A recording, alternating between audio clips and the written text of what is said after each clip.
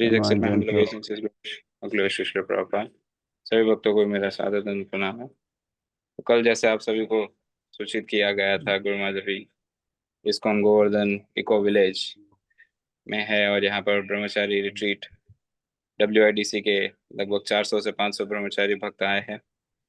और ये पूरा programme ISKCON Govardhan eco village host कर रहा है गौरंग प्रभु की लीडरशिप के अंदर। और कल हमने बताया था कि हम ये पूरा हफ्ता यहाँ के स्कॉलरली डिवोटीज से श्रवण करेंगे। तो आज हमारे भी श्रीमान प्रेमानंद प्रभु है, जो कि परम पूज्य श्री राधानाथ स्वामी महाराज जी के वरिष्ठ शिष्यों में से एक है, सीनियर ब्रह्मचारी है प्रभु जी। और पूरे गोवर्धन इको विलेज के डेवलपमेंट में उनका काफ़ी महत्वपूर्ण योगदान रहा है, उनका काफ़ी महत्वपूर्ण सपोर्ट और इन्वॉल्वमेंट रहा है। तो आज हमारा परम सौभाग्य है कि हम एक प्रकार से उनके ही घर में बैठ के उनसे सुनेंगे। तो सभी से अनुरोध है कि अपने नाम जप को विराम देकर ध्यान पूर्वक आज का टॉक श्रवण करने तैयार रहिए। और ज्यादा समय न लेते हुए लाइक टू रिक्वेस्ट, हम प्रेमांजन प्रभु से प्रार्थना करते हैं आज का टॉक प्रारंभ करें। Prabhu ji, over to you Premanjan Prabhu. Thank you so much. ओम अज्ञानतिमिरन्धस्य ज्ञानाञ्जनशलाकया चक्षुरुन्मिलितं येन तस्मै श्रीगुरवे नमः। श्रीचैतन्यमनोभीष्टं स्थापितं येन भूतले स्वयं रूपा कदा मह्यं ददाति स्वपदान्तिकम्। वन्देऽहं श्रीगुरु श्रीयुतापदकमलं श्रीगुरून् नमामि। श्रीरूपं सार्गजातां सहगना तं विधं तं सजीवम् सावैतं सावधूतं परिजनासहितं कृष्णचैतन्यदेवं श्रीराधा कृष्णपादां सहगना श्रीविशाखान्वितांश्च। नमः ॐ विष्णुपदाय कृष्णपृष्ठाय भूतले श्रीमते भक्तिवेदान्तस्वामी यति नामिने। नमस्ते सरस्वती देवे गौरवाणी प्रचारिणे निर्विशेष शून्यवादी पाश्चात्यदेशधारिणे। हे कृष्णा करुणा सिंधु दीनबंधु जगत्पते गोपेश गोपिका कांता श्री राधा कांता नमोस्तुते। तप्त कांचना गौरंगी राधे वृंदावनेश्वरी वृषभानुसुते देवी प्रणमामि। वंशाकल्पतरुभ्यश्च कृपा सिन्धुभ्यैव च पतितानां पावनेभ्यो वैष्णवेभ्यो नमो नमः। जय श्री कृष्ण चैतन्य प्रभु नित्यानंद श्री अद्वैत गदाधर शिवासदि गौरभक्तवृंद। हरे कृष्णा कृष्णा कृष्णा हरे हरे हरे राम राम राम हरे कृष्ण। तो सर्वप्रथम मेरा प्रणाम परम पूज्य लोकनाथ स्वामी महाराज के चरणों में। उन्होंने हमें ये अपॉर्चुनिटी दी बोलने के लिए, महाराज की नम्रता है। और प्रभु जी ने जैसे इंट्रोडक्शन किया कि जो स्कॉलरली है, एक्चुअली भक्ति में स्कॉलर की आवश्यकता नहीं है, भक्ति में प्रेम की आवश्यकता है। तो महाराज का आशीर्वाद लेके, आप सब भक्तों का आशीर्वाद लेके कुछ बोलने का, जो मैंने हमारे गुरु वर्ग से सुना है उसको बोलने का थोड़ा प्रयास करें। तो हमने बहुत बार सुना है कि श्री चैतन्य महाप्रभु कितने भागवत में ये उन्होंने भविष्यवाणी की थी कि पृथ्वी से आके नगर राम सर्वत्र प्रचार होइबे मोरा नाम, कि ये जो हरि नाम है ये सब जगह पे प्रचार होगा। और फिर आगे चल के नित्यानंद प्रभु ने भी ये ऐसा भविष्यवाणी की थी अलाहाबाद में।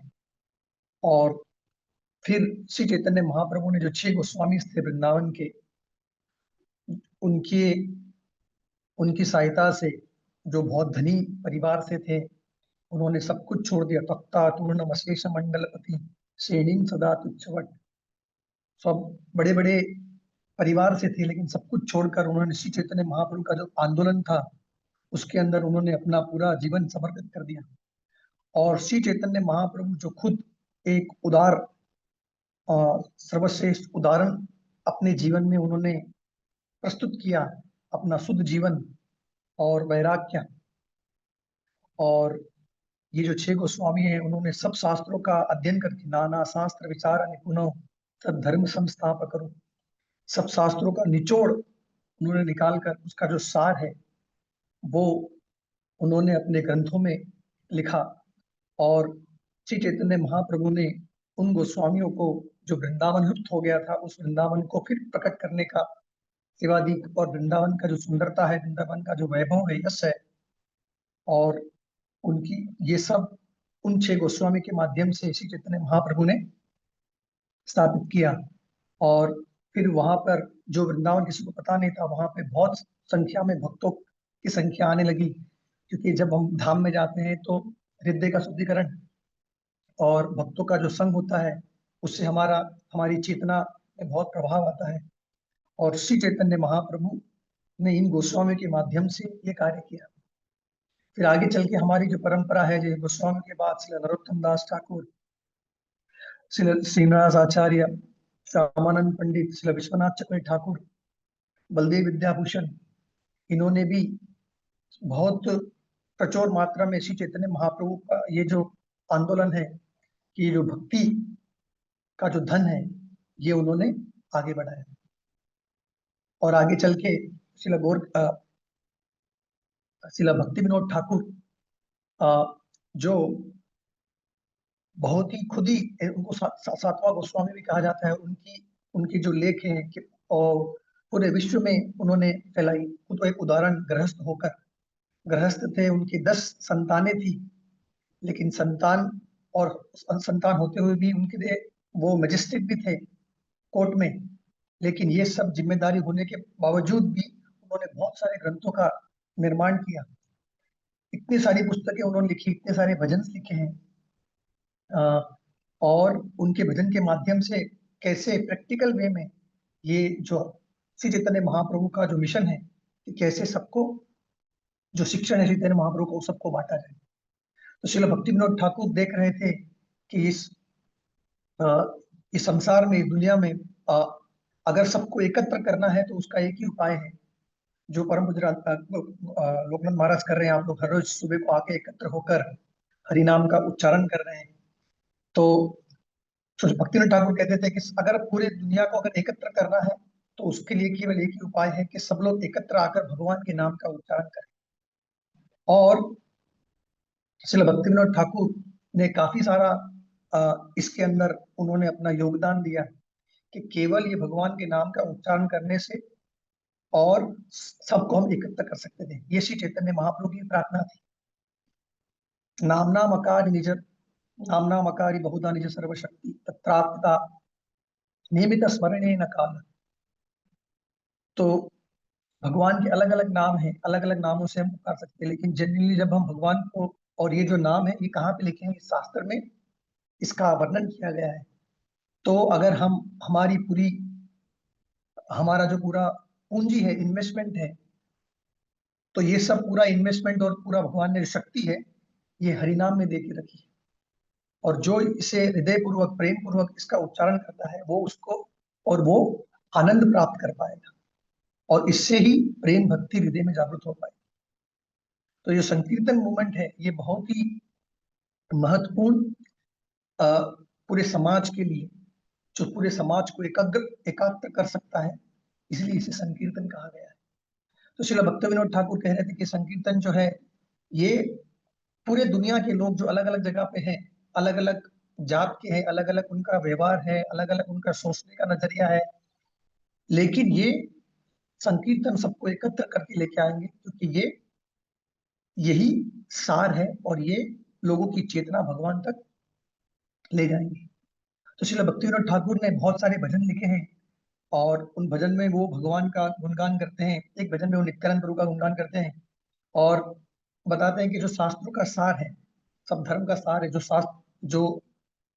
शास्त्र है, जो पंथ दिखाते हैं कि हमें हर एक चीज में, कि हमें भगवान के नाम के प्रति रुचि जागृत होनी चाहिए, और ये जागृत होगी तो हृदय में करुणा जागृत होगी हर एक जीव के हृदय में, और वो भगवान के नजदीक जा पाएगा। श्री चैतन्य महाप्रभु के जो शिक्षण है ये बहुत ही दूषित हो चुके थे जब चैतन्य महाप्रभु चले गए, क्योंकि हर बार कुछ ना कुछ उतार चढ़ाव चलता रहता है। तो सहजिया लोगों ने और ये जात गोसाई और ब्राह्मण लोगों ने चैतन्य महाप्रभु के जो शिक्षण थे उसको दूषित कर दिया था, और जो बड़े बड़े स्कॉलर्स लोग थे वो सोचते थे, कह रहे ये चैतन्य महाप्रभु का टीचिंग तो नहीं, लेकिन भक्ति विनोद ठाकुर ने को सब लोग सम्मान करते थे, और उन्होंने जो श्री चैतन्य महाप्रभु का जो शिक्षण था कि श्री चैतन्य महाप्रभु तो केवल कृष्ण का शुद्ध प्रेम देने के लिए आए हैं, लेकिन सहजियों ने इसे बहुत ही दूषित कर दिया था। लेकिन भक्ति विनोद ठाकुर ने पूरे हिम्मत के साथ उन्होंने अपना जीवन दांव पे लगा दिया, और लगाने के पश्चात ये फिर से श्री चैतन्य महाप्रभु का जो मिशन है, जो शुद्धता का है, उसको स्थापित किया, और श्री चैतन्य महाप्रभु का जो शिक्षण है वो पूरे विश्व में प्रचार करने का प्रयास किया। और हमें भी श्री चैतन्य महाप्रभु के जो मिशन है, तो हम इसको उसकी नकल नहीं कर सकते, लेकिन उसके पद चिन्हों पे हम चल सकते हैं। और श्रील भक्तिविनोद ठाकुर हमेशा कहते थे कि आपको आपकी जो परिस्थिति है उसको बदलने की आवश्यकता नहीं है। आप कहीं पे भी हैं, गिरे ताको वने ताको सदा हरि बोले ताको। आप अगर गृहस्थ हैं, सन्यासी हैं, या कुछ भी हैं, आप भगवान के नाम का उच्चारण कहीं से भी ले सकते हैं। अपना हृदय और अपने जो भाव है ये भगवान को अर्पित कर सकते हैं, और जब ये हम करेंगे तब हम आनंद की अनुभव करेंगे, और ये जो भौतिक जगत का जो दुख है वो हमें स्पर्श नहीं कर पाएगा, क्योंकि हम भगवान का जो शुद्ध प्रेम है उसका आस्वादन कर रहे हैं। तो भक्ति विनोद ठाकुर जब जगन्नाथपुरी में रह रहे थे, तो वो भगवान को प्रार्थना कर रहे थे कि मैं अकेला हूं, मैं कैसे इस आंदोलन को, श्री चैतन्य महाप्रभु के आंदोलन को आगे ले जाऊंगा। तो मुझे भगवान आपकी कृपा चाहिए, आपकी एक किरण, विष्णु, रे ऑफ विष्णु, मतलब विष्णु की एक किरण के रूप में एक संतान की प्राप्ति चाहिए। तो और ये जो श्री चैतन्य महाप्रभु का प्रेम भरा मिशन है कि पूरी दुनिया में फैले। फिर उनको एक पुत्र की प्राप्ति हुई 1874 में, फरवरी 6 में, जिनका नाम उन्होंने विमल प्रसाद रखा। और ये जो भक्ति विनोद ठाकुर, जिनकी जो पत्नी थी है भगवती देवी, उन्होंने उस बालक को, जब हमने देखा, ये सुना है कि जब वो रथ यात्रा में उस बालक को लेके आते हैं, तो जो जगन्नाथ जी का जो माला है उस बालक के ऊपर गिर जाता है। और ये इस स्थिति से श्रील भक्ति विनोद ठाकुर को समझ में आ जाता है कि मेरी भगवान ने मेरी प्रार्थनाएं सुन ली। और भक्ति विनोद ठाकुर के जो पुत्र श्रील भक्ति विमल प्रसाद, ये जब वो छोटे भी थे, तो उन्होंने एक बार एक आम खा लिया था बिना भगवान को अर्पित किए। तो श्रील भक्ति विनोद ठाकुर ने उन्हें समझाया कि अरे आपने ये बराबर नहीं किया है, कि हम जो भी खाते हैं पहले भगवान को अर्पित करते हैं, अर्पित करने के बाद भोग में भगवान का लेने के पश्चात हम प्रसाद के रूप में लेते हैं। तो छोटा सा बालक, उसने उस समय प्रतिज्ञा ले ली कि आज के बाद मैं कभी आम नहीं खाऊंगा। पूरे जीवन भर तक उन्होंने आम नहीं खाया, और कब जब वो सन्यासी भी बन गए, उनके चेले उनको देने आते थे, तो बोलते थे कि मैं अपराधी हूँ और मैं ये स्वीकार नहीं कर सकता। और इतना बुद्धि था उनको, 7 साल की उम्र में उन्होंने पूरा भगवत गीता को समझ लिया, कंठस्थ कर लिया। और वो हमेशा अपने पिता को उनकी पुस्तक में मदद करते थे, उसमें करेक्शन में, उसमें करने में। और उसके पिताजी जब अलग अलग प्रकार गांवों में जब प्रचार करने के जाते थे, उसमें भी श्रील भक्ति विमल प्रसाद उनको असिस्ट करते थे। तो श्रील भक्ति विनोद ठाकुर हमेशा ये कहते थे कि व्यक्ति का जो गुण है उसकी जन्म से नहीं होता है, कि अगर वो ब्राह्मण के कुल में जन्म लिया है तो ऐसा नहीं कि वो ब्राह्मण ही है, उसके चरित्र से ये होता है। तो ये बात जब ये ऐसा बोलते थे, तो जो कास्ट ब्राह्मण थे उनके उनको तो तकलीफ होने लगी। तो फिर ब्राह्मण और वैष्णव के बीच में एक सभा बुलाई गई। बुलाने के पश्चात भक्ति विनोद ठाकुर उस सभा को में प्रवचन देने वाले थे, बताने वाले थे, लेकिन वो बीमार पड़ गए। बीमार पड़ने के पश्चात तो अभी फिर उन्होंने अपने पुत्र विमल प्रसाद को भेज दिया। और विमल प्रसाद ने इतने सुंदरता से उनको एक्सप्लेन किया कि उन्होंने वैष्णविज्म स्थापित कर दिया। तो 1914 में जब श्रील भक्ति विनोद ठाकुर का तिरोभाव हो गया, और फिर 1915 में श्रील गौर किशोरदास बाबा जी महाराज चले गए, तो ये जो मिशन है श्री चैतन्य महाप्रभु का अभी केवल भक्ति सिद्धांत से ठाकुर के हाथों में था। और उन्हें लग रहा था कि अरे मैं कैसे ये जो चैतन्य महाप्रभु का मिशन है वो आगे बढ़ाऊं। तो श्री गौर किशोरदास बाबा जी, जिसको वैराग्य चूड़ामणि कहते हैं, वो अपने साधु जीवन जब वो गृहस्थ थे तो वो एक जो धान होते हैं, मर्चेंट होते हैं, उनका वो बिजनेस था। और वो सब जब उनकी पत्नी चली गई तो वो सब कुछ छोड़कर वृंदावन आ गए। और उन्होंने ये जो साधुत्व का जो उदाहरण है वो प्रस्तुत किया। वो हमेशा पूरे भगवान की लीलाओं में, राधा कृष्ण की लीलाओं में एकत्र रहते थे। एक बार बाबा जी को कोई बोलने आया कि अरे हमने प्रॉपर्टी खरीदी है वृंदावन में। तो गौर किशोर बाबा जी महाराज कहने लगे, अरे भाई, ये वृंदावन थोड़ी हमारा है, ये तो कृष्ण का है। और एक कण भी जो वृंदावन का है उसको चिंतामणि कहा गया है। और अगर हमें इस एक कण वृंदावन की कण के लिए अगर एक हमारे हृदय में कृतज्ञता हो ये ब्रजभूमि की तरफ, तो हमें सर्वश्रेष्ठ जो गोलोक का प्रेम है वो प्राप्त हो सकता है और हम ये जन्म मृत्यु का जो चक्रव्यूह है उससे हम बाहर निकल सकते हैं। तो ये उनका साक्षात्कार था। और वो बोलते थे कि हम लोग यहाँ पे इसके प्रोपराइटर नहीं है, ये हमारे नहीं है, हम तो केवल इसके कैरेटेकर हैं। ये तो सब भूमि, पूरी भूमि गोपाल की है, गोलोक वृंदावन और ये वृंदावन, वो वृंदावन, उसमें कोई अंतर नहीं। और ये सबसे सर्वश्रेष्ठ और पूजनीय स्थान है। और इस जगह पे हमें प्रेम पूर्वक सेवा करते हुए, विरक्त होते हुए, नम्रता से, कृतज्ञता से, इस भाव से हमें हरे कृष्ण महामंत्र का उच्चारण करना चाहिए। हरे कृष्णा कृष्णा कृष्णा हरे हरे, हरे राम राम राम हरे हरे। तो इस गौर किशोर बाबा जी महाराज की जीवन शैली, और जब 1918 में श्रील भक्ति सिद्धांत चंद्र ठाकुर ने गौर किशोर बाबा जी महाराज का चित्र रखकर उन्होंने संन्यास लिया और उन्होंने चैतन्य मठ का स्थापित किया। और सबसे पहला जो मंदिर है कलकत्ता में उल्टा डंगा जंक्शन रोड पर, तो श्रील भक्ति विनोद ठाकुर, श्रील गौर किशोर बाबा जी महाराज ने उनको आदेश दिया कि आप ये श्री चैतन्य महाप्रभु का मिशन है, उनका जो संदेश है, ये आप पूरे समाज को बांटो। तो उन्होंने मायापुर में रहकर उन्होंने प्रतिज्ञा ली और करोड़ों नाम जप किए 10 साल तक प्रतिदिन। और ये सब करने के पश्चात मायापुर छोड़कर वो कलकत्ता गए।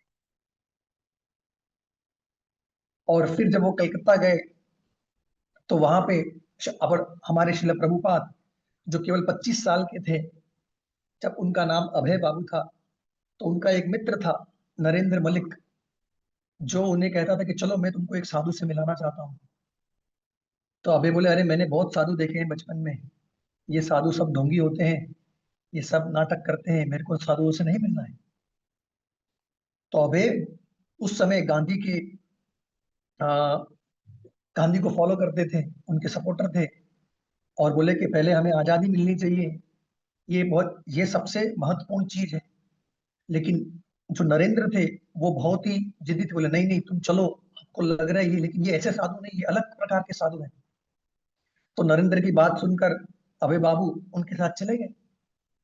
जब वो उल्टा डंगा रोड पर जा रहे थे और गए वहां पे, तो कल परम पूज्य लोकनाथ महाराज भी बहुत सुंदर रूप से इसके बारे में बता रहे थे। वो बोल रहे थे कि ये मेरा मेरी सोच है कि आप ऐसा महाराज पॉइंट कर रहे थे कि प्रभुपाद जब प्रणाम कर रहे थे, प्रणाम भी पूरा हुआ नहीं, उसके पहले ही कहा कि अरे आप पढ़े लिखे हैं, बुद्धिमान हैं, आप अंग्रेजी भाषा में प्रचार करो। मतलब श्री चैतन्य महाप्रभु भक्ति सिद्धांत ठाकुर के माध्यम से बोल रहे थे कि आप ये अंग्रेजी भाषा में, कि चैतन्य महाप्रभु ने भक्ति सिद्धांत ठाकुर को कहा कि ये करेगा, पृथ्वी आते नगर धाम सर्वत्र प्रचार हुई मोरा नाम। तो जब प्रणाम किया तो बोले, अरे आप अंग्रेजी भाषा में पूरी दुनिया में प्रचार करो। तो अभी बोले, जानना पहचान, मैं तो पहचानता भी नहीं उनको, अभी तो पहली बार मिला हूँ, प्रणाम भी पूरा नहीं किया, आधा प्रणाम का परिणाम क्या हो गया। तो वो बोले, अरे पहले हमारे भारत को आजादी मिलनी चाहिए, आजादी मिलेगी तब हम कुछ कार्य कर पाएंगे, नहीं तो बिना आजादी के क्या कार्य कर पाएंगे। बहुत तो श्रील भक्ति सिद्धांत श्री ठाकुर ने बहुत ही करुणा रूप में उनको उत्तर दिया कि ये जो पॉलिटिक्स है, ये जो पॉलिटिशियंस हैं, ये तो हमेशा बदलते रहने वाले हैं, लेकिन जो सनातन धर्म है ये शाश्वत है। कृष्ण भावनामृत है, ये किसी के लिए रुक नहीं सकता, इसके लिए कोई एडजस्टमेंट की भी आवश्यकता नहीं है। तो प्रभुपाद कहते हैं कि मैं बहुत खुश हो गया क्योंकि मैं उनसे हार गया, ये प्रभुपाद का फीलिंग्स था। और बोले चैतन्य महाप्रभु का मिशन जो है ये बहुत ही अभी सही हाथों में है। ये उनको वो आया और उसी संध्या में श्रील भक्ति सिद्धांत ठाकुर को उन्होंने मनोमन अपना गुरु मान लिया। तो जब 1932 में श्रील भक्ति सिद्धांत ठाकुर यात्रा लेके जा रहे थे ब्रजभूमि में, तो वो अलग अलग स्थानों में वृंदावन में भ्रमण कर रहे थे और यात्रा का लास्ट दिन था। तो श्रील प्रभुपाद भक्ति सिद्धांत ठाकुर को कोशी में मिले। तो बहुत सारे भक्त लोग तो बोले हम लोग शेष साई विष्णु को देखना है या फिर कथा सुनना है। तो बहुत सारे भक्त लोग तो चले गए, लेकिन प्रभुपाद रुक गए। और जब भक्ति सिद्धांत ठाकुर क्लास देते थे तो घंटों घंटों क्लास चलती थी। तो श्रील प्रभुपाद को बहुत सुनने की थी। तो 1933 में जब अभय बाबू का नाम आया कि अरे इनको दीक्षा देनी चाहिए, तो श्रील भक्ति सिद्धांत ठाकुर खुद बोले कि हाँ ये बहुत ही अच्छे लड़के हैं, क्योंकि इनको सुनना अच्छा लगता है और ये चले नहीं जाते हैं, तो मैं इसे अपनाऊंगा अपना शिष्य की तरह। तो जिस व्यक्ति को सुनने के लिए रुचि है वही व्यक्ति बोल भी सकता है।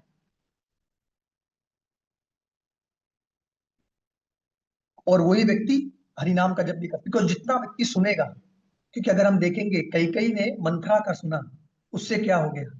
तो हमें मंत्रा सुनना है कि मंत्रा सुनना है, बहुत इंपॉर्टेंट है। तो मंत्रा का सुना तो ये हो गया, अगर मंत्र सुनेंगे तो क्या होगा, मुखमंत्र हो जाएंगे। तो जो जितना अच्छा, बिकॉज भगवान भगवत गीता में भी कहते हैं 7वें अध्याय में, तब सुनो, सुनो भी नहीं तो सुनामी आएगा। सुनामी अंदर से भी आता है बाहर से भी आता है। तो जो जितना सुनेगा, क्योंकि जो सुनेगा वही वो बोलेगा। तो श्रील भक्ति सिद्धांत ठाकुर समझ गए कि इसे बहुत सुनना अच्छा लगता है और ये ही इसको, ये भगवान से इसने शक्ति, ये एम्पावर्ड है और ये जो मिशन है ये करुणा का और प्रेम का, ये वितरित कर पाएगा। क्यों? क्योंकि ये इसमें फेथफुलनेस है, वो बहुत ही अपने गुरु के प्रति लॉयल है, संप्रदाय के प्रति। तो ये जो मिशन है, इससे इस मिशन का मतलब भी समझ में आ गया है। ये कैसे समझ में आया भक्ति सिद्धांत ठाकुर को, कि जब प्रभुपाद के साथ उनका बहुत ही घनिष्ठ संबंध था, तो जब उनकी व्यास पूजा थी तो उन्होंने एक कविता लिखी थी। तो श्रील भक्ति सिद्धांत ठाकुर उस कविता को पढ़कर इतना आनंद हो गए कि इस व्यक्ति ने मेरा हृदय जान लिया है। तो अपने कथाओं में अपने चेलों को वो बताते थे कि वाह, ये अभय बाबू ने जो लिखा है बहुत ही सुंदर लिखा है, इसे हमारे पत्रिका में छापना चाहिए। फिर उन्होंने एक पत्र लिखा श्रील भक्ति सिद्धांत ठाकुर को और पूछा कि मैं तो एक बहुत साधारण गृहस्थ हूँ, मैं क्या सेवा कर पाऊंगा गुरु महाराज आपके लिए।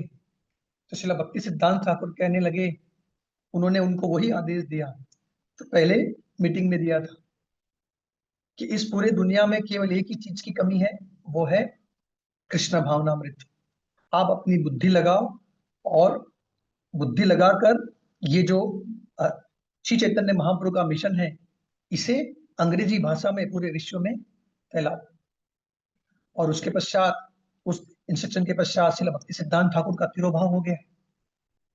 लेकिन तिरोभाव होने से पहले उन्होंने बहुत ही महत्वपूर्ण उपदेश, इंस्ट्रक्शंस, फाइनल इंस्ट्रक्शंस दिए थे जब वो इस दुनिया से जा रहे थे। तो ये जो इंस्ट्रक्शंस हैं, ये केवल उनके शिष्यों के लिए नहीं, ये सब जो आने वाले गौड़ीय संप्रदाय में भक्त लोग हैं, ये सब के लिए है।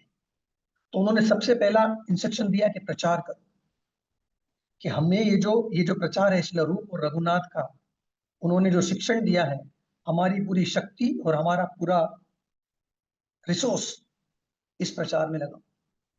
भगवान गीता में भी कहते हैं कि कौन मेरी सच में सेवा कर सकता है, जो मुझे खुश करता है। परित्रणाय साधुनाम विनाशाय च दुष्कृताम धर्म संस्थापनाय संभवामि युगे युगे।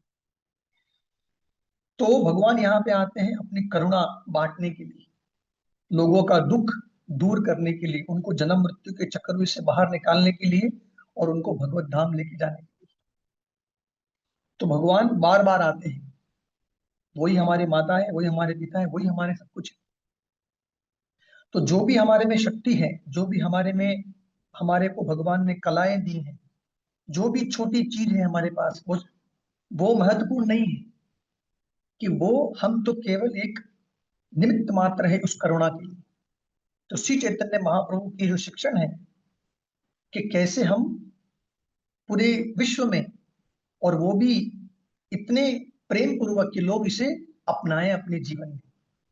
जैसे श्री चैतन्य महाप्रभु जब दक्षिण भारत गए थे तो वहां पे कुर्मा ब्राह्मण नाम के व्यक्ति से मिले थे, जिसे तो पढ़ने को भी नहीं आता था। तो श्री चैतन्य महाप्रभु ने कहा कि आपको आपकी परिस्थिति बदलने की आवश्यकता नहीं है, आप केवल यहाँ बैठकर भगवान के नाम का उच्चारण करो, और ये जो ज्ञान है ये दूसरों को आप बांटो। तो अगर कोई पढ़ा लिखा है, अनपढ़ है, कोई बहुत ही आईआईटी है, इसका कोई महत्व नहीं है, कि वो अपनी ये जो शक्ति है, ये शक्ति कैसे एक निमित्त मात्र की तरह करुणा के माध्यम से दूसरों के जीवन में भगवान को कैसे दे रहा है। श्रील गौर किशोरदास बाबा जी महाराज तो देखेंगे तो उनको तो पढ़ना लिखना भी नहीं आता था, और भक्ति सिद्धांत ठाकुर तो वॉकिंग इंसाइक्लोपीडिया थे। ऐसा कहा जाता है कि जब डिक्शनरी में उनके वोकेबलरी में 60,000 वर्ड्स थे, जब वो ब्रिटिश लोगों से वार्तालाप करते थे तो ब्रिटिश लोगों को कभी कभी डिक्शनरी लेनी पड़ती थी कि भाई ये क्या बोल रहे हैं। और गौर किशोरदास बाबा जी महाराज तो उनको तो अपना नाम लिखने को भी नहीं आता था, लेकिन श्रील भक्ति सिद्धांत से ठाकुर ने बताया कि एक्चुअली, और भक्ति सिद्धांत कौन, सिम्हा गुरु, वो अपने लॉजिक से, मतलब कैसे भी करके शास्त्रों का एविडेंस दे के अपना करके जो भी असंभव है उस डिबेट को भी वो कॉन्कर कर सकते थे, क्योंकि उनको नाम इसी पे दिया था, सरस्वती ठाकुर, सरस्वती थी। और वो बहुत ज्योतिषी भी थे, एस्ट्रोनॉमर। लेकिन वो सब कुछ उन्होंने तिलांजलि दे दी, वो सब कुछ पूरा कर कर उन्होंने पूर्ण रूप से अपने गुरु का आश्रय ले लिया। वो बताना नहीं चाहते थे कि गुरु आप अनपढ़ हैं और मैं बहुत पढ़ा लिखा हूं। वो बहुत बार उदाहरण देते थे कि एक बहुत बड़ी बोट होती है, लेकिन उस बोट के पीछे एक छोटी बोट होती है, जो मेन इंजन होता है, जो उस पूरी बोट को खींचता है। तो बोले मेरे गुरु महाराज वैसे, मैं तो केवल ये ऐसा हूं, वो ही मुझे खींच रहे हैं। तो श्रील भक्ति सिद्धांत ठाकुर ने श्रील गौर किशोर बाबा जी महाराज से दीक्षा लेकर उनकी गुणगान की, उनको पूजे, और नम्रता रूप से उनको शरणागत कर दिया। तो कभी कभी हमें लगता है कि अरे मैं तो कुछ कर रहा हूँ, मेरे पास तो इस व्यक्ति की ज्यादा बुद्धि है, मैं तो जपा के सपने सोता नहीं हूँ, ये तो सो जाता है, मेरे पास तो इसके साथ इससे ज्यादा धन है, मैं तो बड़ा मैनेजर हूँ, ये तो छोटा मैनेजर है, मुझे तो फिलोसफी का बहुत अंडरस्टैंडिंग है, इनको मालूम नहीं है, इनको तो बोलना नहीं आता है, इनको कीर्तन करना नहीं आता है, मैं तो अच्छी तरह कपड़ा भी पहनता हूँ। लेकिन ये सब कुछ से हमें कुछ फायदा नहीं होने वाला है, क्योंकि हम भक्ति में इससे मैं ज्यादा हूं उसके लिए नहीं आए हैं। भक्ति में हम कृष्ण के लिए, कृष्ण से प्रेम करने के लिए आए। तो कोई अगर अनपढ़ भी है, हरिदास ठाकुर तो केवल नाम जप करते थे, और उनका तो मोमेडियन जन्म परिवार में जन्म हुआ था। तो श्री चैतन्य महाप्रभु ने पूरा जो मिशन है, मतलब जो गर्विष्ठ थे, बोले सन्यासी पंडित करे गर्भनाश, नीच शूद्र द्वारा करे धर्मेरा प्रकाश, सनातन द्वारा भक्ति सिद्धांत विलास, हरिदास द्वारा नामे रे उल्लास।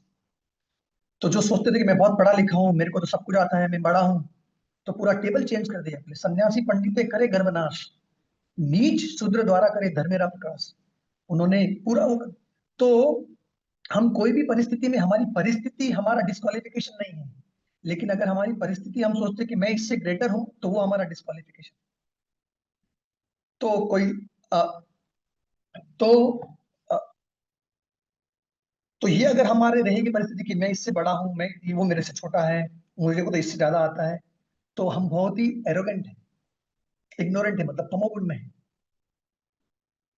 ये जब तक हमारे हृदय में ये भावना है कि मैं इससे अच्छा हूं, ये भावना जैसे हमारे हृदय में आई तो हमारे हृदय में लाल बत्ती जलनी चाहिए, बोलना चाहिए कि मैं सबसे बड़ा मूर्ख हूं, अपने आप को करेक्ट करना चाहिए, और भगवान से प्रार्थना करनी चाहिए कि भगवान मुझे इससे निकाल। क्योंकि अगर हम ये हमारे हृदय में भावनाएं हैं, तो हम ये कैसे कर पाएंगे। तो हम ये जो श्री चैतन्य महाप्रभु का जो मिशन है, इनका जो ज्ञान है, ये हम दे नहीं पाएंगे। तो एक्चुअली हमें करुणा रूप लेकर, करुणा लेकर ही हम ये प्रदान कर सकते हैं। तो फिर हमें आ जाएगा, अरे भाई मैं तो इससे नीचा हूं, तो हमें डिप्रेशन आ जाएगा, अरे भाई मेरे को तो कुछ भी नहीं आता है, मैं तो कुछ भी नहीं कर सकता हूँ, ये सब लोग तो मेरे से आगे निकल गए, मैं तो गधा हूं, मुझे कुछ मालूम नहीं। एक्चुअली ये नम्रता नहीं है। नम्रता है कि हम सीखते हैं कि भगवान विभु है, मैं अणु हूं। लेकिन व्यक्ति को डिप्रेशन कब आता है? जब वो सोचता है, जब तुलना करता है, उसका जो मित अहंकार है जब संतुष्ट नहीं होता है। तो हमें जो भी आता है, हमने भगवान ने हमें जो भी दिया है, वो भगवान की सेवा में लगाना चाहिए। तो हमें जो रूप गोस्वामी और रघुनाथ दास गोस्वामी की जो शिक्षण है, हमारी पूरी शक्ति, हमारी पूरा जो भी हमारे पास रिसोर्स है, इसे बराबर समझकर हमारे परिस्थिति के अनुसार इसे पहले हमें इसमें कृतज्ञता होना चाहिए, और कैसे इन्हें किन्हीं प्रकार ने हम ये कृष्ण का जो श्री चैतन्य महाप्रभु का संदेश है हम आगे दे सकते हैं, ये हमें प्रयास करना चाहिए। तो श्रील भक्ति सिद्धांत ठाकुर का जो गोल क्या था कि हमें तो केवल जो रूप गोस्वामी है उसके पद की एक एक धूल का कण बनना है। श्री रूपा मंजरी पद से ही हमारा संपन्न। हम तो श्रील रूप गोस्वामी के सेवक है, शुभ रूप और रघुनाथ है। तो सोचो, ये सबसे सर्वश्रेष्ठ पदवी है,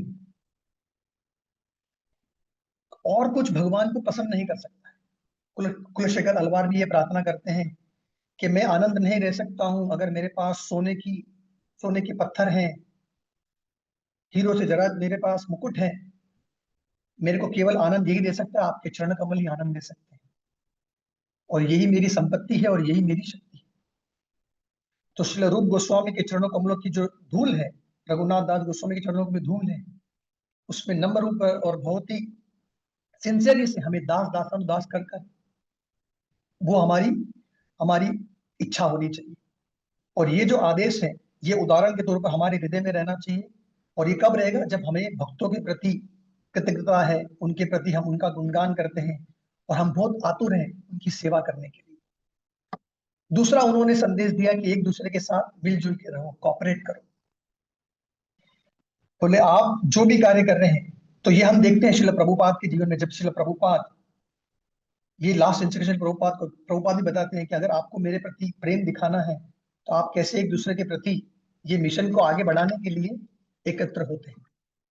हम देखते हैं ये ये स्वाभाविक है, कोई भी रिलीजन है तो उनके जब फाउंडर आचार्य जो होते हैं, जब वो चले जाते हैं तो उसके बाद बहुत मतभेद होने लगता है, झगड़ा होने लगता है, और जो गोल होता है वो व्यक्ति भूल जाता है, और अपनी मित अहंकार की जो इच्छाएं हैं उसको पूर्ण करने के लिए वो कर देता है, और वो बोलता है कि आप गलत है, मैं ही सही हूं, और फिर वो उसमें बंटवारा हो जाता है।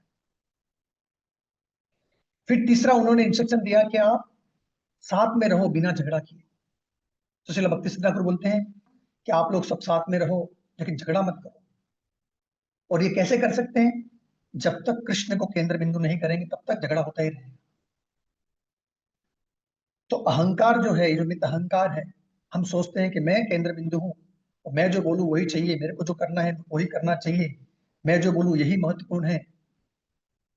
तो जो भक्ति सिद्धांत ठाकुर के शिष्य थे, बड़े बड़े शिष्य थे, उनको वो कहने लगे, छोटे को भी कहने लगे, सबको कहने लगे कि आप एक दूसरे के साथ झगड़ा मत करें, और आप केवल कृष्ण को केंद्र बिंदु करके कार्य करना।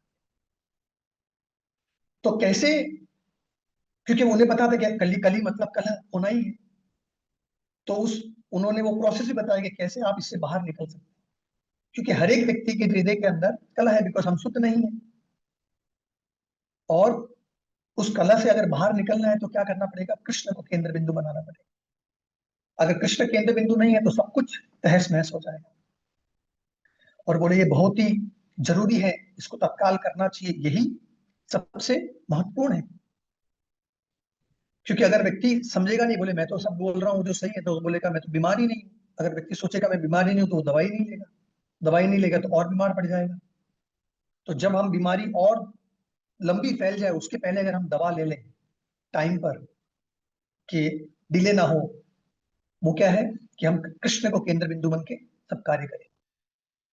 तो जब हम कृष्ण को केंद्र बिंदु करके कार्य करेंगे तो हम उसके आधार के अनुसार सब कार्य करेंगे। लेकिन हमारे में ये प्रवृत्ति भी है लड़ने की, अपने आप को साबित करने की, सीमित अहंकार है। और 1935 में जब श्रील प्रभुपाद को जब एट राधा कुंड में भक्ति सिद्धांत ठाकुर मिले थे उनके गुरु महाराज, और उन्होंने कहा था कि मैंने ये बड़ा, ये जो बाग बाजार जो गौड़िया मठ है, मैंने इतना बड़ा मंदिर बनाया है मार्बल का, और लेकिन वहां के जो प्रतिनिधि हैं वो एक दूसरे के साथ झगड़ रहे हैं। तो मैं सोच रहा हूँ कि अरे वो झगड़ रहे हैं कि मेरे को ये रूम मिले, मेरे को ये पोजीशन मिले, मेरे को ये शक्ति मिले, मेरे को ये पर्टिकुलर फैसिलिटी मिले, इसमें वो झगड़ रहे हैं। तो बोले मठ जल गई, बोले ये अग्नि लग जाएगी पूरे मठ में। तो जब भगवान कालिया का दमन कर रहे थे, उसके पश्चात दावाग्नि पास टाइम हुआ था, तो श्रील भक्ति विनोद ठाकुर बोलते हैं ये जो अग्नि है, ये जो फॉरेस्ट है, ये रिप्रेजेंट करता है कम्युनल कॉन्फ्लिक्ट, मतलब हमारे सोसाइटी में तर्क भक्तों के बीच में झगड़ा। तो बोले ये जो दावाग्नि इस तरह का है, ये अग्नि प्रकट करेगा। तो श्रील भक्ति सिद्धांत ठाकुर बोले कि मठ जल में, क्योंकि एक दूसरे के साथ साथ तर्क विचार कर रहे थे, भौतिक वस्तुओं के लिए कंट्रोल पावर इन्फ्लुएंस के लिए व्यक्ति कार्य कर रहा था कि बड़े बड़े मंदिर बनाए, बड़े बड़े, तो बोले ये सब मार्बल तोड़कर उसको बेचकर पुस्तक का प्रिंटिंग करो और वितरण करो, ये अच्छा होगा। और फिर उन्होंने कहा कि कभी भी हो अपने जीवन में, भक्ति सिद्धांत ठाकुर चौथा इंस्ट्रक्शन देते हैं कि आपकी सेवा कभी भी छोड़ो मत। चलो भक्ति सिद्धांत ठाकुर कहते हैं कि आपकी जो सेवा है, भले आपकी सेवा में बहुत सारी विडंबना आए, तकलीफें आए, परिस्थिति आए, लोग अ, हमें क्रिटिसाइज करें, हमें बहुत तकलीफ हो, लेकिन फिर भी कृष्ण के प्रति जो सेवा है वो कभी छोड़नी नहीं चाहिए। और हमें उनका अ, गुणगान करना चाहिए हर एक परिस्थिति में, कि मैं कैसे इस परिस्थिति में भी भगवान की कैसे सेवा कर सकता हूँ। क्योंकि भक्ति सिद्धांत ठाकुर कहते थे कि जो विडंबना है हमारी भक्ति में, ये हमारे मित्र हैं, क्योंकि ये हमें मदद करते हैं कृष्ण के पास के समझाने के लिए कि मैं केंद्र बिंदु नहीं हूँ, कृष्ण केंद्र बिंदु है। तो हम उनकी शरणागत लेते हैं, उनका समझने का प्रयास करते हैं। तो हम देखते हैं बड़े बड़े जो वैष्णव हैं उनके जीवन में कितनी सारी विडंबनाएं आती हैं, और कितनी तकलीफें आती हैं, और कितनी चुनौतियां आती हैं उनके जीवन में, लेकिन फिर भी वो अपनी सेवाओं को छोड़ते नहीं है। श्रील प्रभुपाद ने 40 साल तैयारी की दीक्षा के बाद, और फिर वो अमेरिका गए। ये लेकिन अमेरिका जाने के बाद भी वो निराश नहीं हुए, बोले इतने साल से मेरे गुरु महाराज ने आदेश दिया है, मैं कर नहीं पाया, क्या करना चाहिए। 40 साल लगे उनको पूरा करने के लिए। तो हमें भी इस दुनिया में कुछ भी लगे, हमें हमारी सेवा है वो छोड़नी नहीं चाहिए। आप देखो कोई भी व्यक्ति है, कोई एथलीट है, कोई पॉलिटिशियन है, बिजनेसमैन है, कोई फिलैंथ्रोपिक है, उसको भी जीवन में बहुत सारी कठिनाइयां आती हैं। इतनी तकलीफ आने के बावजूद भी वो छोड़ता नहीं है, वो करने लगता है। और जो छोड़ता नहीं है वो अपना लक्ष्य प्राप्त कर पाता है। तो आप हम हमारा प्रेम कृष्ण के प्रति बता सकेंगे कैसे, कि हम एक निमित्त मात्र करुणा के, और दूसरे के हृदय में कैसे कृष्ण दे सके, और कैसे ये जो श्री चैतन्य महाप्रभु का मिशन है वो फैल सके। तो श्रील भक्ति सिद्धांत से ठाकुर ने अपने शिष्यों को प्रचार करने के लिए भेजा, कि भाई आप जाओ प्रचार करो। तो भक्ति सिद्धांत ठाकुर जो कहते कि ये जो चैतन्य देव का मैसेज है, ये कृष्ण को ये संतुष्ट करेगा, और आप ये पूरी दुनिया को संतुष्ट कराओ और इसे फैलाओ। तो बहुत ही अ, जब इनिशियल डेज थे, तो उन्होंने बहुत बड़ा प्रोग्राम अरेंज किया श्रील प्रभुपाद के लिए, पंडाल प्रोग्राम। तो उन्होंने ऑडिटोरियम बुक किया। जब प्रभुपाद अमेरिका गए, लेकिन वहां पे कोई आया नहीं। तो प्रभुपाद निराश नहीं हुए, प्रभुपाद बोले अरे, तो उनके शिष्यों को लगा कि प्रभुपाद हमने अपना इतना बड़ा प्रोग्राम किया और कोई आया नहीं। अरे बोले नारद मुनि आए थे, ब्रह्मा जी आए थे, आपने देखा नहीं। तो प्रभुपाद बहुत तीव्रता से अ, कृष्ण भावनामृत जो है वो विचार करने का करे, बोले भले कोई भी आया उसे वो बोलने का प्रयास करे। कभी भी वो डिस्करेज नहीं हुए, करे नकारात्मक नहीं हुए, करे भाई वो सकारात्मक ही रहे हमेशा। और श्रील प्रभुपाद ने कितना सारा उनके जीवन में उन्हें लड़ाई करनी पड़ी, कितने झगड़े हुए, उनके फॉलोअर ने कितने उनको ऊपर नीचे हुआ, लेकिन कभी वो निराश नहीं। 1000 लोग भी आए, कोई भी नहीं आया, बोले फिर भी उन्होंने वही किया, जो उनको देना था। हरे कृष्ण महामंत्र नित्य कराया, प्रवचन दिया और फीस्ट कराया। बोले ये कभी कोई आएगा कभी कोई नहीं आएगा, क्योंकि ये रत्न है। रत्न की दुकान में हमेशा ज्यादा संख्या में लोग नहीं आएंगे, कुछ कम लोग ही आएंगे जिसको इस रत्न की पहचान है। और फिर लास्ट इंस्ट्रक्शन श्रील भक्ति सिद्धांत ठाकुर ने कहा कि कभी भी कुछ भी जीवन में हो जाए, हमें ये जो हरिनाम हियरिंग और चैंटिंग कभी भी छोड़ना नहीं चाहिए। तो श्रील भक्ति सिद्धांत ठाकुर कहते हैं कि हमें हमेशा हरि कथा सुनना चाहिए और हरि नाम लेना चाहिए, भगवान का गुणगान करना चाहिए। और कुछ भी क्यों ना हो जीवन में, कितना भी भूचाल क्यों ना आ जाए हमारे जीवन में, हमें ये कभी भी छोड़ना नहीं चाहिए, क्योंकि हमारा पूरा धरोधर ये हियरिंग और चैंटिंग के ऊपर ही निर्भर है। क्योंकि अगर व्यक्ति पहाड़ से गिर रहा है तो उसे कुछ पकड़ने के लिए चाहिए। तो श्रील भक्ति सिद्धांत ठाकुर कहते हैं कि कभी भी ये हरिनाम छोड़ना नहीं चाहिए, भले हम कितनी बार भी निष्फल हो जाएं, हमें बहुत सारे नकारात्मक वस्तुएं आ जाएं, हमें कुछ यश ना मिले, हमारा परिस्थिति चेंज हो जाए, हमें पूरी दुनिया का प्रेशर क्यों ना हो, लेकिन हमें ये हरिनाम और हरि कथा ये कभी भी बंद नहीं करना चाहिए।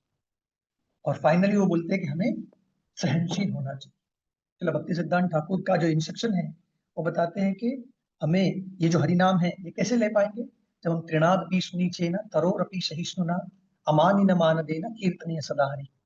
इसलिए भक्ति सिद्धांत ठाकुर कंक्लूड करते हैं कि हमें यही इच्छा होनी चाहिए, कुछ भी हो हमें केवल हमें हमेशा निरंतर भगवान के नाम का जप करने की इच्छा होनी चाहिए। पूर्ण चेतना रूप से हमें हरि नाम लेना चाहिए। और उन्होंने अपने शिष्यों को कहा कि आप भी करुणा रूप शुद्ध रूप से ये हरि नाम का उच्चारण करो। और फिर वो लोग उच्चारण करते हुए श्री भक्ति सिद्धांत ठाकुर ने अपना इस भौतिक शरीर को त्याग कर भगवत धाम चले गए। तो भक्ति विनोद ठाकुर लिखते हैं हरिदास ठाकुर की समाधि पे कि कौन कहता है कि वैष्णव चले जाते हैं, मरता है। बोले वो अपनी वाणी के माध्यम से हमेशा जीता है, वो केवल जीता है, केवल मरता है केवल जीने के लिए, और जीता है केवल हरिनाम देने के लिए। तो ये जो भवसागर है प्रेम का और विरह का, श्रील प्रभुपाद ने अपने गुरु महाराज से प्राप्त किया और अपने जीवन में अपनाया। और अपने जब गुरु महाराज चले गए तो श्रील प्रभुपाद कहते हैं श्रील भक्ति सिद्धांत ठाकुर बार बार उनके सपने में आते थे, बोलते थे संन्यास ले लो संन्यास ले लो। लेकिन श्रील प्रभुपाद बहुत नम्र थे और उन्होंने लेकिन कहा अरे मैं कैसे लूं, मुझे तो डर लग रहा है, मैं तो परिवार वाला हूँ, कैसे संन्यास ले सकता हूँ। तो बहुत सारे भूचाल आए उनके जीवन में और फाइनली उन्होंने इस्कॉन की स्थापना की। लेकिन वो हमेशा कहते थे मैं तो केवल अपने गुरु महाराज का कृपा का पात्र हूँ, जो भी आप मेरे को देख रहे हैं मेरे ये सब मेरे ऊपर मेरे गुरु महाराज की कृपा है। और वो हमेशा कहते थे कि ऐसा एक कभी भी क्षण नहीं आया मेरे जीवन में कि मैंने उनको अपने जीवन में अनुभव नहीं किया हो। और जब वो भक्ति सिद्धांत ठाकुर के ऊपर कथा कर रहे थे तो बोले मैं तो एक अभी बूढ़ा हो गया हूँ, मैं क्या कर सकता हूँ, अभी मुझे पता नहीं मेरे पास कितना समय है, आप लोग तो जवान हैं, आप में शक्ति है, और एक्चुअली आप ही सब कुछ कर रहे हैं, मैं तो कुछ भी नहीं कर रहा हूँ। ऐसा बोल के वो रोने लग गए और उनका आवाज रुक गया। और कृतज्ञता से वो कहने लगे कि आप एक्चुअली मेरे गुरु महाराज का जो मिशन है वो आप आगे करेंगे। तो शिल प्रभुपाद ने अपना जीवन, अपना तन मन, अपनी आत्मा सब कुछ उसमें लगा दी। और वो बोले कि मैं भी आपसे प्रार्थना करता हूँ, आपसे विनंती करता हूँ, मैं आपसे गिड़गिड़ा रहा हूँ कि आप ये जो श्री चैतन्य महाप्रभु का जो अनुपम भेंट है, ये जो इनकी जो शिक्षण है, ये भक्ति है, आप सब लोग साथ में आकर उत्साह रूप कर कर और जो भी आपके पास चीज है, ये जो अनुपम भेंट है, ये पूरी दुनिया को आप बांटो। तो हम देखते हैं श्री चैतन्य महाप्रभु का जो मिशन है, ये जो गुरु परंपरा के माध्यम से, तो हमारी भी जिम्मेदारी बनती है कि हम भी इसे अपने जीवन में अपनाएं। और ये जो ये जो मिशन है श्री चैतन्य महाप्रभु का, हमारी परिस्थिति अनुसार, हमारी स्थिति अनुसार, हमारी जो भी है उसके अनुसार हम इस चैतन्य महाप्रभु के मिशन को आगे बढ़ाएं। तो हमने देखा श्री चैतन्य महाप्रभु का जो मिशन था कि पृथ्वी चे आचे नगरा बेदाम सर्वत्र प्रचार हो भी मोरा नाम, ये नित्यानंद प्रभु ने भी अनाउंस किया, अलारनाथ ने। फिर 6 गोस्वामियों के माध्यम से उन्होंने वृंदावन की रचना की, ग्रंथों की रचना की। जब 6 गोस्वामी के बाद नरोत्तम दास ठाकुर, श्रील विश्वनाथ श्रीनिवास आचार्य, श्यामानंद पंडित, श्रील विश्वनाथ चक्र ठाकुर, बलदेव विद्याभूषण, इन सबों ने भी ये श्री चैतन्य महाप्रभु के मिशन को आगे बढ़ाने का प्रयास किया। तो इसलिए भक्ति विनोद ठाकुर आए, भक्ति विनोद ठाकुर ने बहुत ग्रंथों की रचना की, जो सहजों के हाथों में चला गया था चैतन्य महाप्रभु का जो प्रेम पला ये इतना शुद्ध, उसे स्थापित किया। फिर गौर किशोरदास बाबा जी महाराज जो भक्ति सिद्धांत ठाकुर रे ऑफ विष्णु भक्ति विनोद ठाकुर के लड़के विमल प्रसाद, उनके माध्यम से फिर गौर किशोर बाबा जी ने किया, उनके संन्यास लेके भक्ति सिद्धांत ठाकुर ने उनसे संन्यास लिया, और फिर श्रील प्रभुपाद। तो ये जो चैतन्य महाप्रभु का मिशन है, ये कैसे बढ़ सकता है? हम हर एक व्यक्ति का इसके ऊपर रिस्पॉन्सिबिलिटी है कि हमें जो शिक्षण मिला है पहले अपने जीवन में उसको अपनाएं, और अपनाने के पश्चात अपनी अ, अपनी परिस्थिति अनुसार और अपना अपना साक्षात्कार के अनुसार इस चैतन्य महाप्रभु के मिशन को दूसरों को बांटने का प्रयास करें। तो ये मेरे कुछ विचार थे, पता नहीं मैं क्या बोला। तो बहुत बहुत धन्यवाद। हरे कृष्णा। अगर कोई किसी का कोई प्रश्न है, कोई कमेंट्स है, तो आप लोग बोल सकते हैं। हरे कृष्णा। बहुत बहुत धन्यवाद प्रभु जी के इस सुंदर सत्र के लिए, जहाँ आपने एक प्रकार से पूरा हमारे संप्रदाय परंपरा का ओवरव्यू दे दिया, एसेंस दिया। बहुत बहुत धन्यवाद। यदि फर्स्ट आईडी में से किसी भक्त के आज के सत्र से संबंधित प्रश्न है तो हैंड रेज कर सकते हैं फर्स्ट आईडी के डिवोटीज।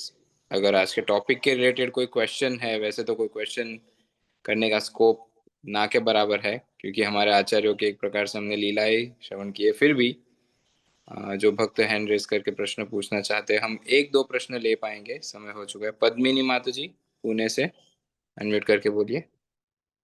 हरे कृष्णा प्रभु जी, दंडवत प्रणाम। प्रभु जी, जैसे भक्ति में आते हैं तो संकट बहुत आते हैं प्रभु जी, बहुत संकट, ऐसा क्यों होता है? जब भक्ति में आते हैं तो संकट बहुत आते हैं, ऐसा क्यों होता है? अगर आप देखेंगे दुनिया में कोई भी व्यक्ति, बहुत फेमस व्यक्ति है, उसका जब भी कुछ इंटरव्यू लिया जाता है तो वो बताता नहीं कि मेरे पास क्या है, वो बताता है कि मेरे पास क्या नहीं था और मैं क्या परिस्थिति में था। सबसे डिफिकल्ट सिचुएशन को वो बताता है, और वही हमें आकर्षित करती है। तो एक्चुअली भक्ति में हमें जो डिफिकल्ट सिचुएशन आती है, एक्चुअली श्रील भक्ति सिद्धांत ठाकुर कहते हैं कि ये हमारे मित्र हैं। क्योंकि अगर सब कुछ बराबर चल रहा है तो हमें लगता है कि अरे, व्यक्ति कभी दवाई लेता है जब लगता है कि अरे भाई बीमारी बढ़ रही है। तो ये जो तकलीफें हैं हमारे जीवन में आती हैं, ये एक्चुअली हमारे मित्र हैं। और ये जो तकलीफ है, ये हमें एक्चुअली, पहले हमें तकलीफ का जो डेफिनेशन है वो समझना भी बहुत जरूरी है।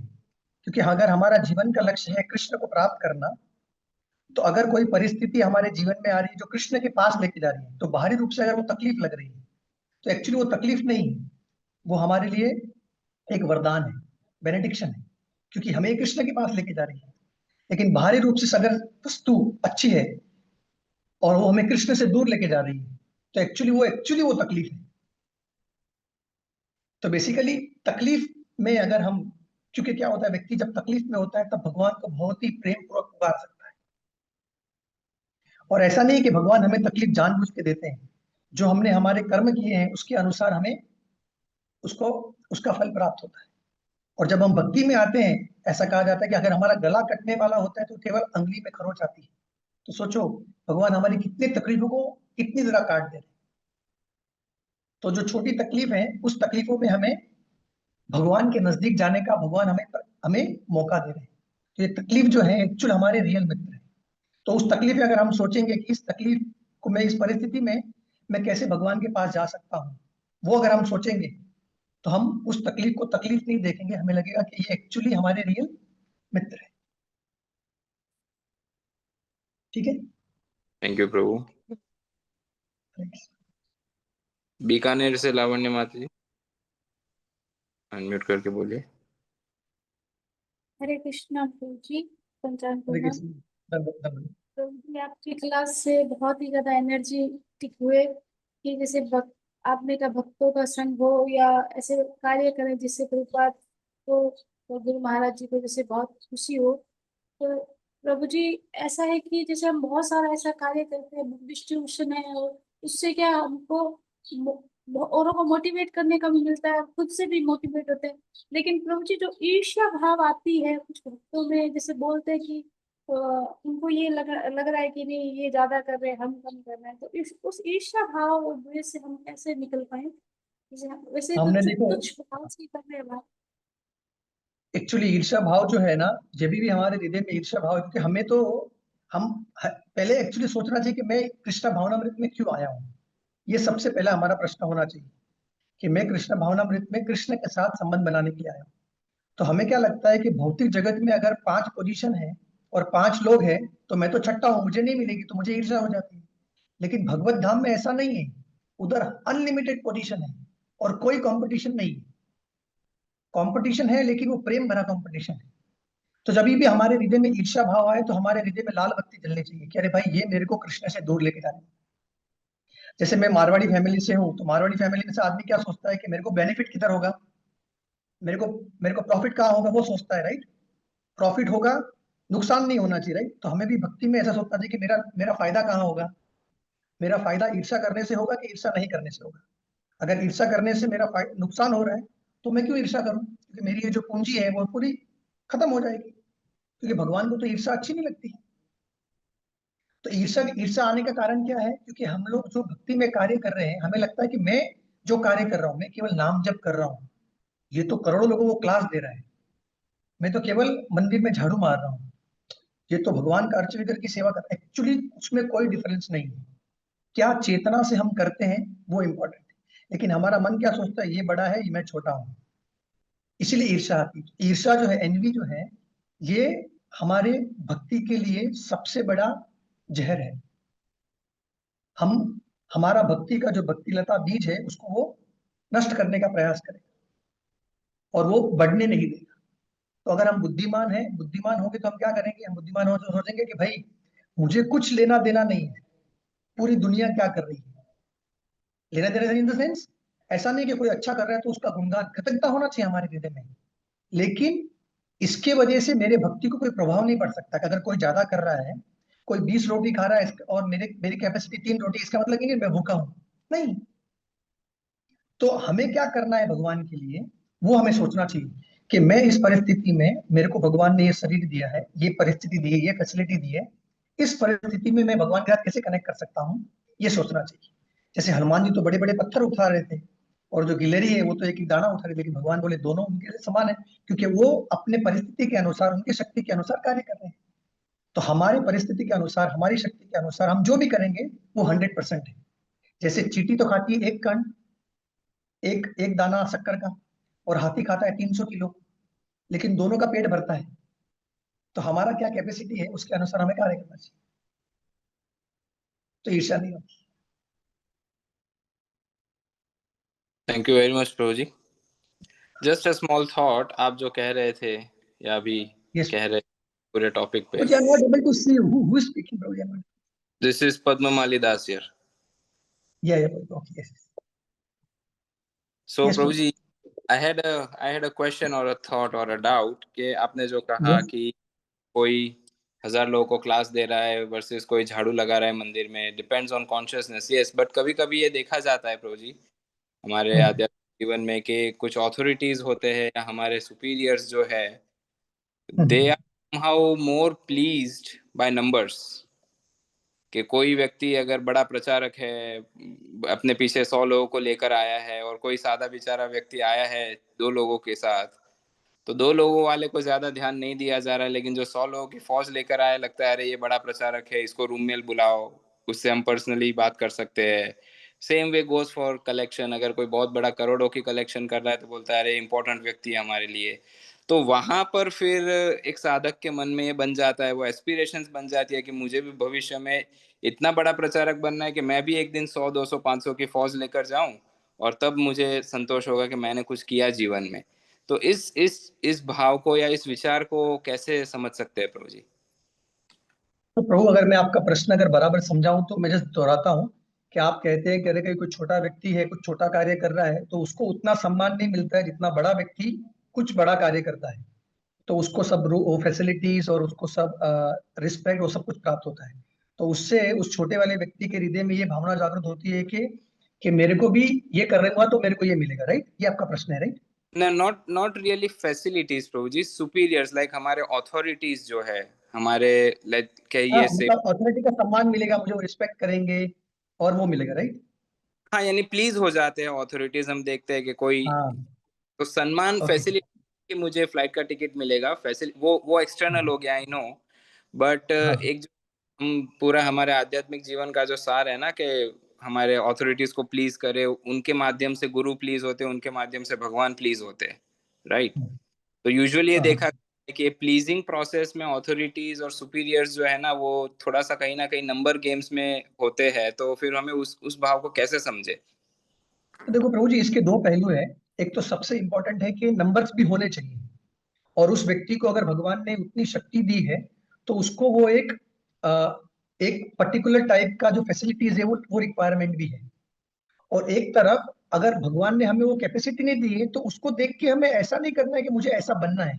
उसे देख के हमें आनंद होना चाहिए कि देखो ये अकेला व्यक्ति हजार लोगों को कितना अच्छी तरह प्रचार कर रहा है।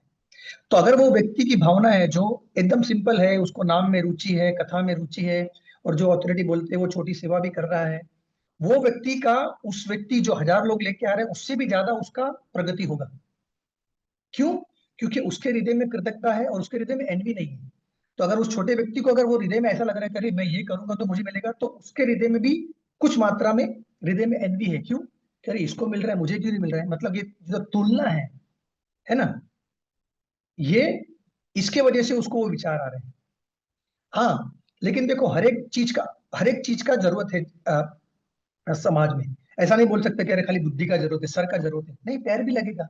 लेकिन पैर का जो रिस्पॉन्सिबिलिटी वो कार्य करेगा, हाथ का जो रिस्पॉन्सिबिलिटी वो कार्य करेगा, स्टमक का जो रिस्पॉन्सिबिलिटी वो कार्य करेगा, है। तो अभी ऐसा लगेगा अरे पूरा खाना तो हमने बनाया, सब कुछ पके, हम लोग इतना धूप में, ये अग्नि में, लेकिन ये जो धनिया है ना ये तो हमेशा ऊपर आता है। ऐसा भी विचार आ सकता है। तो बेसिकली जो अच्छा कार्य भी कर रहा है, जिसको भगवान ने शक्ति, तो मैंने कहा ना जिसकी जितनी शक्ति अनुसार है तो वो उसका 100% है।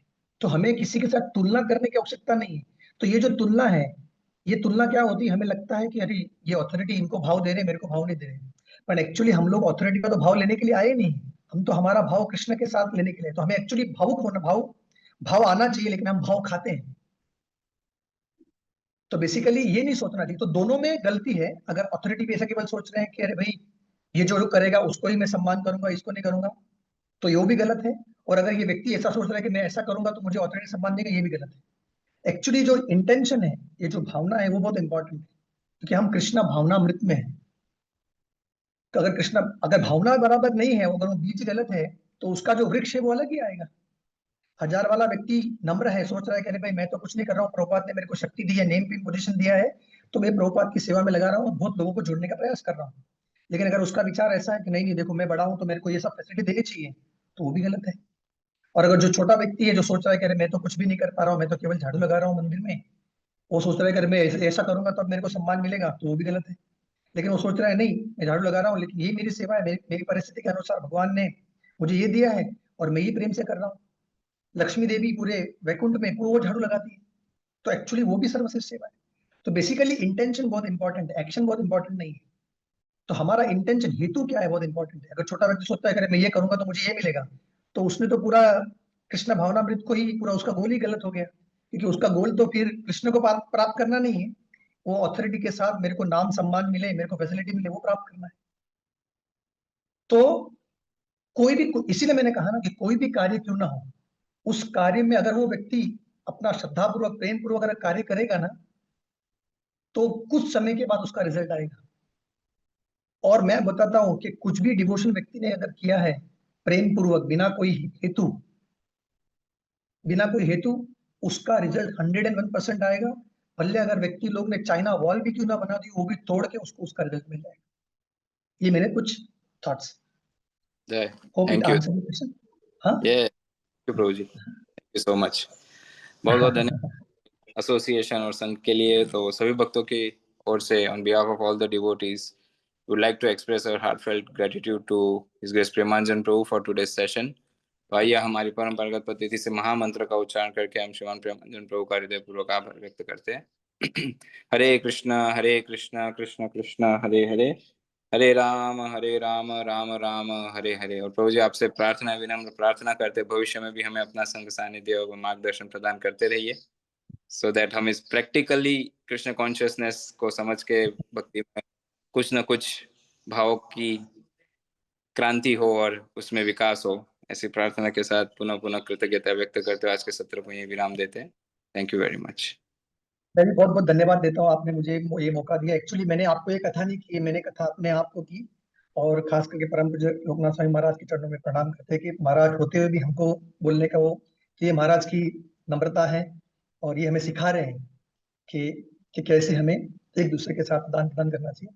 तो मुझे भी बहुत आनंद आया आपको बोलते बोलते। आपको जो बोल रहा था वो मैं अपने आप को बोल रहा था कि हम अपनी परिस्थिति के अनुसार कैसे ये हरे कृष्ण आंदोलन आगे फैला सके। बहुत बहुत धन्यवाद। वंचाकल्पतरुभ्यश्च कृपा सिन्धुभ्येव च पतितानां पावनेभ्यो वैष्णवेभ्यो नमः। हरे कृष्ण। श्री पाद की जय, महाराज प्रभुपाद की की जय। हरे कृष्ण।